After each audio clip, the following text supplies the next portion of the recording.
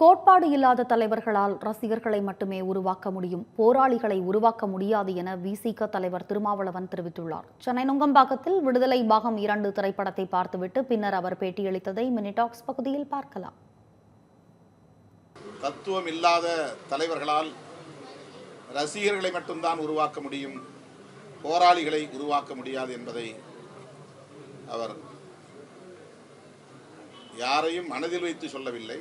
அது இயல்பானது, பொதுவானது, உலகம் முழுவதும் பொருந்தக்கூடியது. அது தமிழ்நாட்டுக்கு மட்டும் உரியதல்ல, அல்லது குறிப்பிட்ட சில கட்சிகளுக்கு சொல்லுகிற விமர்சனம் அல்ல. கோட்பாடு இல்லாத தனிநபர்கள் தன்னை பின்பற்றக்கூடியவர்களை போராளிகளாக வளர்த்தெடுக்க முடியாது. வெறுமன கைத்தட்டக்கூடியவர்களாக, தனிநபரை போற்றக்கூடியவர்களாக மட்டுமே வளர்க்க முடியும்.